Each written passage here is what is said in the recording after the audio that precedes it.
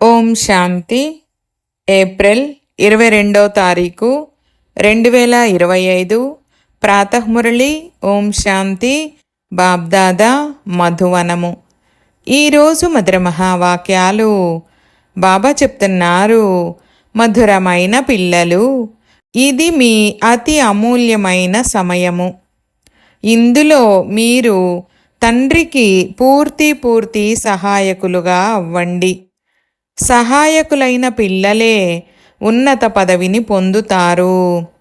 ప్రశ్న: సేవాదారులైన పిల్లలు ఎటువంటి సాకులు చెప్పడానికి వీలు లేదు.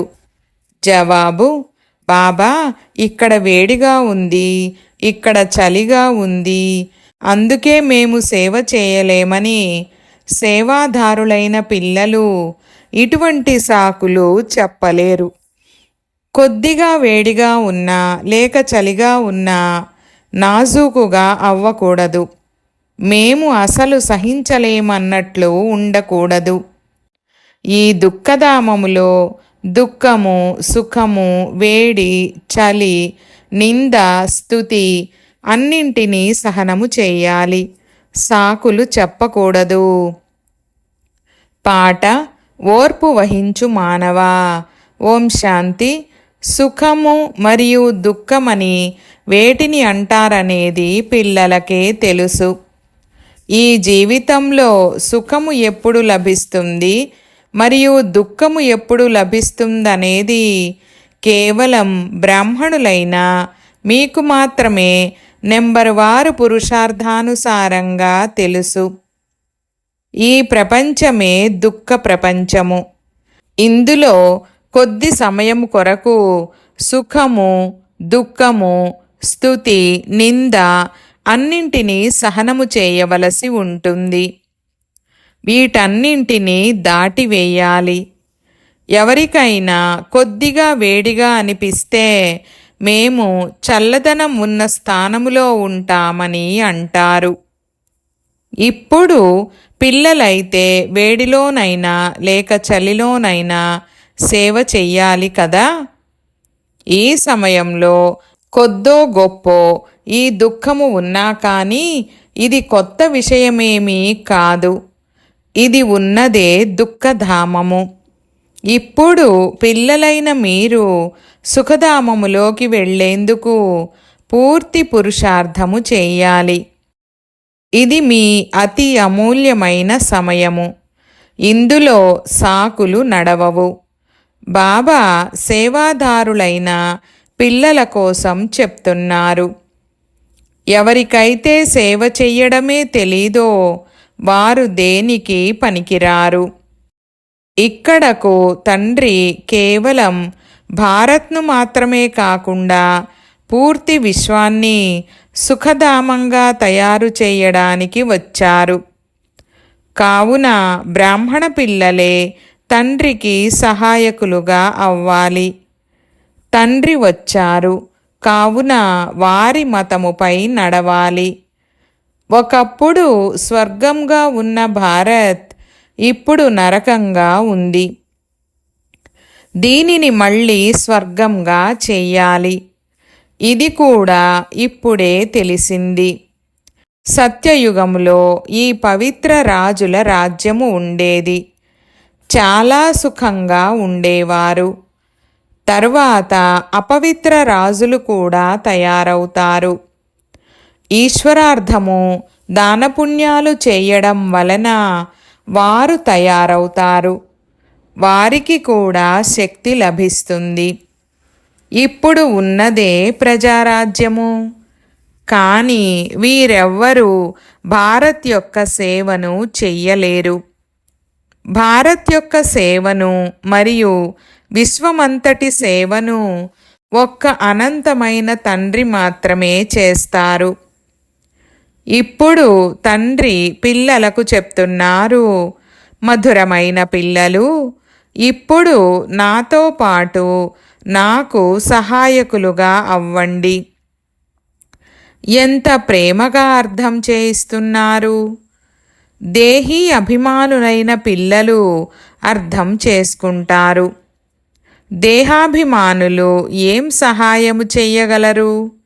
ఎందుకంటే వారు మాయా సంకెళ్లలో చిక్కుకొని ఉన్నారు. ఇప్పుడు తండ్రి డైరెక్షన్ ఇచ్చారు. అందరినీ మాయా సంకెళ్ల నుండి మరియు గురువుల సంకెళ్ల నుండి విడిపించండి. ఇదే మీ వ్యాపారము. తండ్రి అంటారు, నాకు ఎవరైతే మంచి సహాయకులుగా అవుతారో పదవిని కూడా వారే పొందుతారు.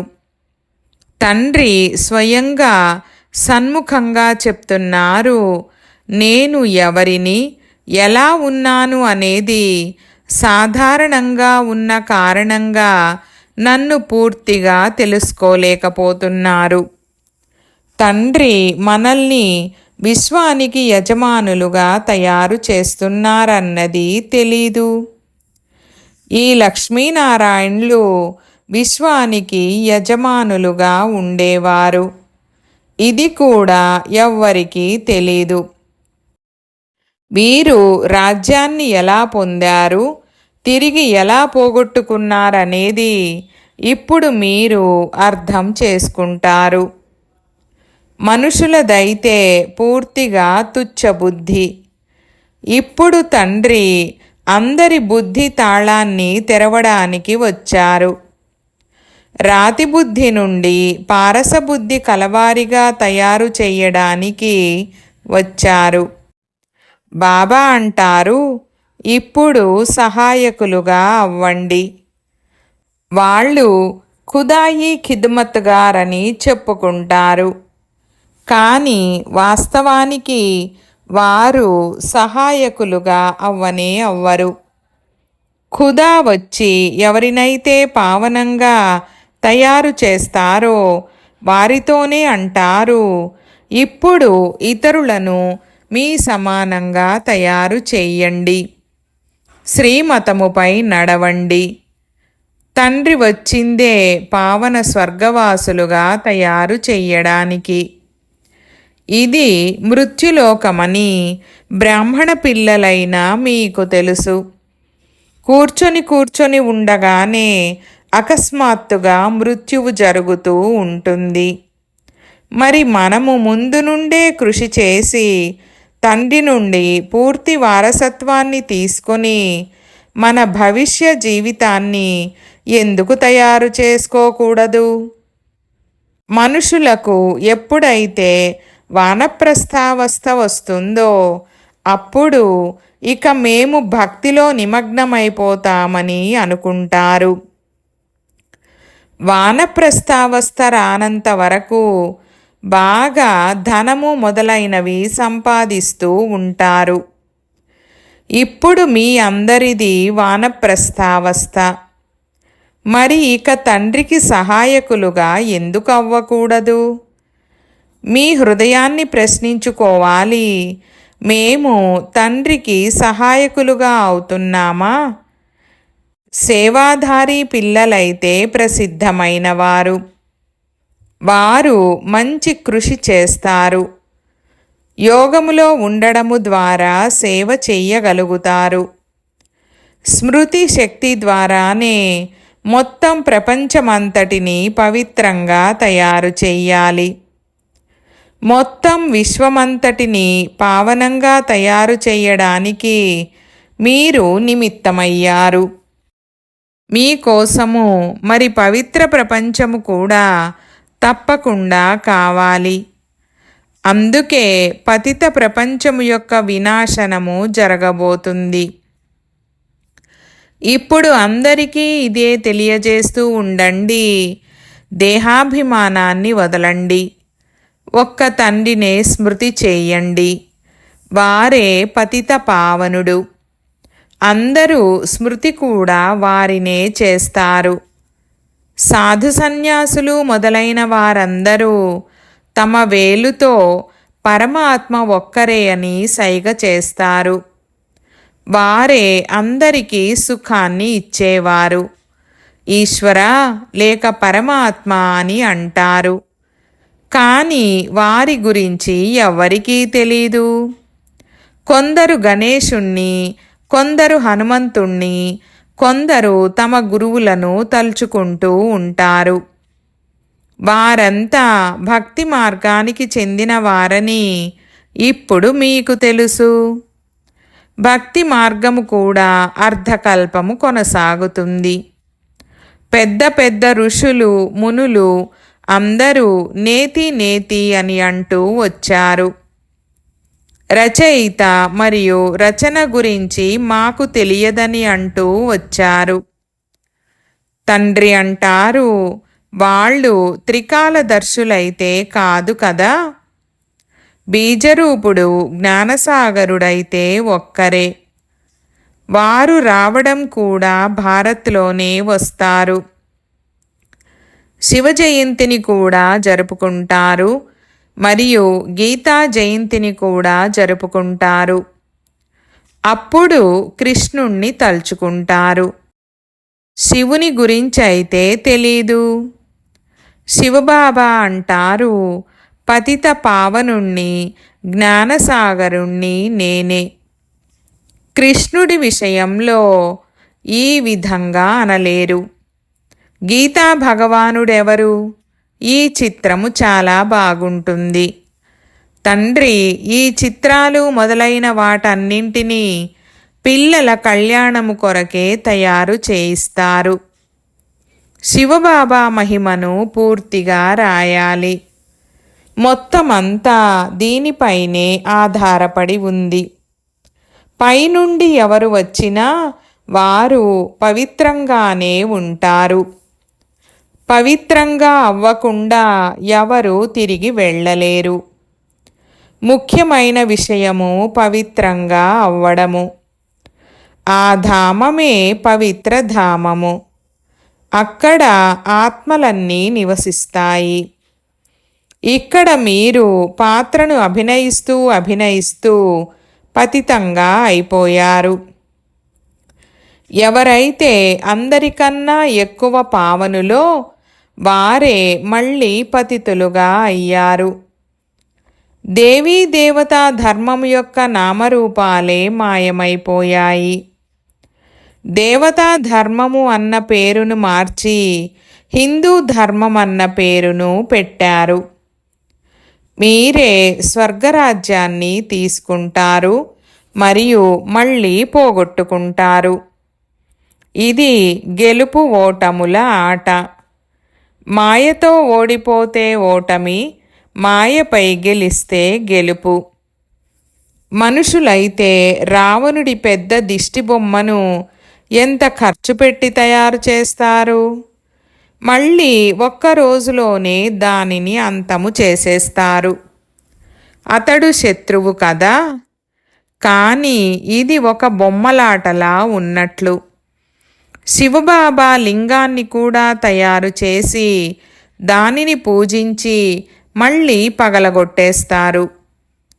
దేవీల చిత్రాలను కూడా అలా తయారు చేసి మళ్ళీ వెళ్ళి ముంచేస్తారు.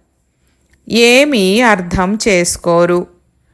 ఇప్పుడు పిల్లలైన మీకు ఈ ప్రపంచ చక్రము ఎలా తిరుగుతుందంటూ అనంతమైన చరిత్ర మరియు భౌగోళికము గురించి తెలుసు. సత్యత్రేతాయుగాల గురించి ఎవరికీ తెలీదు. దేవతల చిత్రాలను కూడా గ్లాని చేసేటట్లు తయారు చేశారు. తండ్రి అర్థం చేయిస్తున్నారు, మధురమైన పిల్లలు, విశ్వానికి యజమానులుగా అయ్యేందుకు తండ్రి మీకు ఏదైతే పథ్యము చెప్పారో ఆ పథ్యాన్ని పాటించండి. స్మృతిలో ఉంటూ భోజనము తయారు చేయండి. యోగములో ఉంటూ భోజనము తినండి. తండ్రి స్వయంగా చెప్తున్నారు, నన్ను స్మృతి చేసినట్లయితే మీరు విశ్వానికి యజమానులుగా మళ్ళీ తయారవుతారు. తండ్రి కూడా మళ్ళీ వచ్చారు. ఇప్పుడు విశ్వానికి యజమానులుగా పూర్తిగా అవ్వాలి. తల్లిని తండ్రిని ఫాలో చేయండి. కేవలం తండ్రి ఒక్కరే ఉండరు. సన్యాసులు మేమందరము తండ్రులమే ఎందుకంటే ఆత్మే పరమాత్మ అని అంటారు. కానీ అది తప్పు. ఇక్కడ తల్లి తండ్రి ఇరువురూ పురుషార్థము చేస్తారు. తల్లిని తండ్రిని ఫాలో చేయండి. ఈ మాట కూడా ఇక్కడిదే. ఇప్పుడు మీకు తెలుసు, ఎవరైతే విశ్వానికి యజమానులుగా ఉండేవారో, పవిత్రంగా ఉండేవారో వారిప్పుడు అపవిత్రంగా ఉన్నారు. మళ్ళీ ఇప్పుడు పవిత్రంగా అవుతూ ఉన్నారు. మనము కూడా వారి శ్రీమతముపై నడుస్తూ ఆ పదవిని ప్రాప్తి చేసుకుంటాము. వారు వీరి ద్వారా డైరెక్షన్ ఇస్తున్నారు. దానిపై నడుచుకోవాలి. వారిస్తున్న డైరెక్షన్లను ఫాలో చేయకపోతే కేవలం నోటితో బాబా బాబా అని అంటూ నోరు తీపి చేసుకున్నట్లే. ఫాలో చేసే వారినే సుపుత్రులని అంటారు కదా. మమ్మ బాబాలను ఫాలో చేసినట్లయితే మేము రాజరికములోనికి వెళ్తామని మీకు తెలుసు. ఇది అర్థం చేసుకోవలసిన విషయము. తండ్రే కేవలమంటారు, నన్ను స్మృతి చేసినట్లయితే వికర్మలు వినాశనమవుతాయి. ఇతరులకు ఏమి అర్థం చేయించండి అంటే, మీరు 84 జన్మలను తీసుకుంటూ అపవిత్రంగా అయిపోయారు. ఇప్పుడు మళ్ళీ పవిత్రంగా అవ్వాలి. ఎంతగా స్మృతి చేస్తారో అంతగా పవిత్రంగా అవుతూ ఉంటారు. చాలా స్మృతి చేసేవారే కొత్త ప్రపంచంలో మొట్టమొదట వస్తారు. అంతేకాక ఇతరులను కూడా మీ సమానంగా తయారు చెయ్యాలి. ప్రదర్శనీలో అర్థం చేయించేందుకు మమ్మ బాబా వెళ్ళలేరు. విదేశాల నుండి ఎవరైనా పెద్ద వ్యక్తి వస్తే ఎవరు వచ్చారంటూ వారిని చూడడానికి ఎంతమంది వెళ్తారు? కానీ వీరు ఎంత గుప్తంగా ఉన్నారు. తండ్రి అంటారు, నేను ఈ బ్రహ్మ తనువు ద్వారా మీకు చెప్తున్నాను. నేను ఈ బిడ్డ యొక్క బాధ్యత వహిస్తాను. శివబాబాయే చెప్తున్నారు మరియు చదివిస్తున్నారని మీరు ఎల్లప్పుడూ భావించండి. మీరు శివబాబానే చూడాలి, వీరిని చూడకూడదు. స్వయాన్ని ఆత్మగా భావించండి మరియు పరమాత్మ తండ్రిని స్మృతి చేయండి. మనము ఆత్మ. ఆత్మలో మొత్తము పాత్ర అంతా నిండి ఉంది. ఈ జ్ఞానము బుద్ధిలో తిరుగుతూ ఉండాలి. కేవలం ప్రాపంచిక విషయాలే బుద్ధిలో ఉన్నట్లయితే వారికి ఏమీ తెలియనట్లే. వారు పూర్తిగా బుద్ధిహీనులుగా ఉన్నట్లు. కానీ ఇటువంటి వారి కళ్యాణము కూడా చేయవలసిందే. వారు స్వర్గంలోకైతే వెళ్తారు, కానీ ఉన్నత పదవి లభించదు. శిక్షలు అనుభవించి వెళ్తారు. ఉన్నత పదవిని ఎలా పొందుతారనేది తండ్రి అర్థం చేయించారు. ఒకటేమో స్వదర్శన చక్రధారులుగా అవ్వండి మరియు ఇతరులను తయారు చేయండి. పక్కా యోగిగా అవ్వండి మరియు తయారు చేయండి. తండ్రి అంటారు, నన్ను స్మృతి చేయండి. కానీ మీరు బాబా మేము మర్చిపోతున్నామని అంటారు. సిగ్గుగా అనిపించడం లేదా? నిజం చెప్పని వారు ఎంతోమంది ఉన్నారు. వారు స్మృతిని చాలా మర్చిపోతూ ఉంటారు. తండ్రి అర్థం చేయించారు, ఎవరైనా వస్తే వారికి తండ్రి పరిచయము ఇవ్వండి. ఇప్పుడు 84 జన్మల చక్రము పూర్తవుతుంది. ఇక తిరిగి వెళ్ళాలి. రాముడు వెళ్ళిపోయాడు, రావణుడు వెళ్ళిపోయాడని అంటారు. దీని అర్థము కూడా ఎంత సహజము. రాముని పరివారము మరియు రావణుని పరివారము ఉంది అంటే తప్పకుండా అది సంగమయుగమే అయి ఉంటుంది. అందరూ వినాశనమైపోతారు, కొద్దిమంది మాత్రమే మిగులుతారని కూడా తెలుసు. మీకు రాజ్యము ఏ విధంగా లభిస్తుందనేది కూడా మున్ముందు అంతా తెలిసిపోతుంది. ముందు నుండే అన్నీ చెప్పరు కదా, అప్పుడు అది ఆట అవ్వదు. మీరు సాక్షిగా చూడాలి. సాక్షాత్కారాలు జరుగుతూ ఉంటాయి. ఈ 84 జన్మల చక్రం గురించి ప్రపంచంలో ఎవ్వరికీ తెలీదు.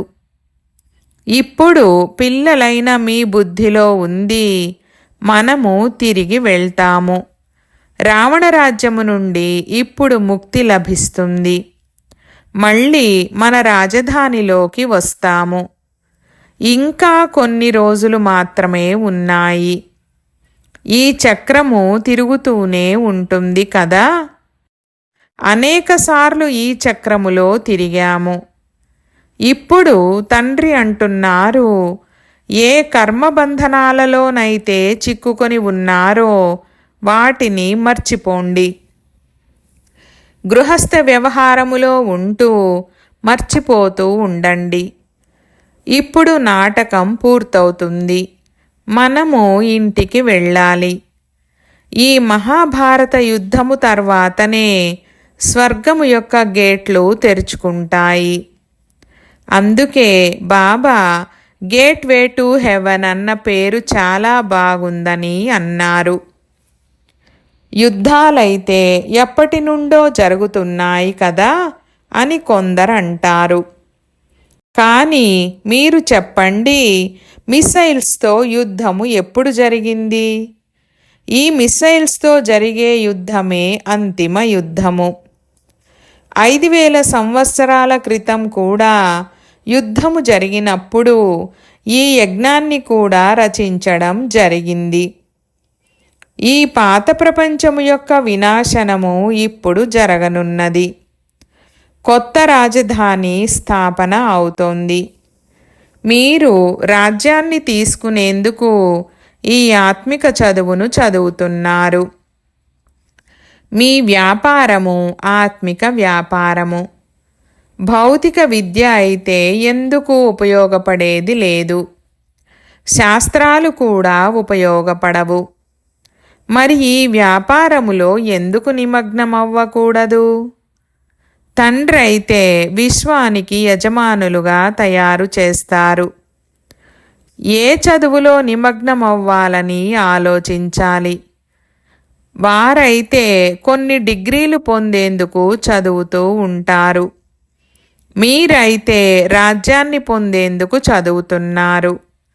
ఎంతగా రాత్రికి పగలుకున్నంత తేడా ఉంది. ఆ చదువు చదవడము ద్వారా కనీసము శనగలు కూడా దొరుకుతాయో లేదో తెలీదు. ఎవరైనా శరీరము వదిలేస్తే ఆ శనగలు కూడా పోతాయి. ఈ సంపాదన అయితే మీతో పాటు వస్తుంది. మృత్యువైతే తలపై నిలబడి ఉంది. ముందు మనము మన పూర్తి సంపాదన చేసుకోవాలి. ఈ సంపాదన చేసుకుంటూ ఉండగా ప్రపంచమే వినాశనమైపోనున్నది. మీ చదువు పూర్తయిన తర్వాతనే వినాశనమవుతుంది. మనుష్య మాతృలు ఎవరైతే ఉన్నారో వారందరి పిడికిలిలో ఉన్నది శనగలు మాత్రమే. వాటినే కోతిలా పట్టుకొని కూర్చున్నారు. ఇప్పుడు మీరు రత్నాలను తీసుకుంటున్నారు. ఈ శనగల పట్ల మమకారాన్ని వదలండి. ఎప్పుడైతే బాగా అర్థం చేసుకుంటారో అప్పుడు ఈ పిడికిలిలోని శనగలను వదిలేస్తారు. ఇవన్నీ బూడిదగా అయిపోనున్నాయి. అచ్చా मीठे मीठे सिकी लधे बच्चों प्रति मात पिता बाप दादा का याद प्यार और गुड मॉर्निंग। रूहानी बाप की रूहानी बच्चों को नमस्ते। हम रूहानी बच्चों की रूहानी बाप दादा को याद प्यार गुड मॉर्निंग और నమస్తే నమస్తే బాబా నమస్తే. ధారణ కొరకు ముఖ్య సారము. 1వ పాయింట్, ఆత్మిక చదువును చదువుకోవాలి మరియు చదివించాలి. అవినాశి జ్ఞానరత్నాలతో మీ పిడికిలిని నింపుకోవాలి. శనగల వెనుక సమయాన్ని వృధా చేసుకోకూడదు. 2వ పాయింట్, ఇప్పుడు నాటకం పూర్తి కానున్నది కావున స్వయాన్ని కర్మబంధనాల నుండి ముక్తులుగా చేసుకోవాలి. స్వదర్శన చక్రధారులుగా అవ్వాలి మరియు తయారు చేయాలి. తల్లిని మరియు తండ్రిని ఫాలో చేసి రాజ్య పదవికి అధికారులుగా అవ్వాలి. వరదానము: సంకల్పాలను కూడా చెక్ చేసుకుని వ్యర్థ ఖాతాను సమాప్తము చేసే శ్రేష్ఠ సేవాధారి భవ. వివరణ: ఎవరిదైతే ప్రతి సంకల్పము శక్తిశాలియో వారే శ్రేష్ఠ సేవాధారి. ఒక్క సంకల్పము కూడా ఎక్కడ వ్యర్థంగా పోకూడదు. ఎందుకంటే సేవాధారి అనగా విశ్వమనే స్టేజిపై యాక్టింగ్ చేసేవారు. మొత్తం విశ్వమంతా మిమ్మల్ని కాపీ చేస్తుంది. ఒకవేళ మీరు ఒక్క సంకల్పాన్ని వ్యర్థం చేస్తే అది కేవలం మీ కొరకే వ్యర్థం చేసుకున్నట్లు కాదు, కానీ అనేకులకు నిమిత్తం అయినట్లు. అందుకే ఇప్పుడు వ్యర్థ ఖాతాను సమాప్తం చేసి శ్రేష్ఠ సేవాధారిగా అవ్వండి. స్లోగన్: సేవా వాయుమండలంతో పాటు అనంతమైన వైరాగ్య వృత్తితో కూడిన వాయుమండలాన్ని తయారు చేయండి. ఈరోజు అవ్యక్త ఇషారా పాయింట్: సంగమ యుగము ఉన్నదే కంబైండ్గా ఉండే యుగము. తండ్రి నుండి వేరు అవ్వలేరు. మీరు సదాకాలము కొరకు సహచరులు. సదా తండ్రితో పాటు ఉండడం అనగా సదా సంతుష్టంగా ఉండడము. తండ్రి మరియు మీరు సదా కంబైండ్గా ఉన్నట్లయితే కంబైండ్గా ఉన్న శక్తి చాలా గొప్పది. ఒక కార్యానికి బదులుగా 1000 కార్యాలను చెయ్యగలరు. ఎందుకంటే 1000 భుజాలు గల తండ్రి మీతో పాటు ఉన్నారు. ఓం శాంతి.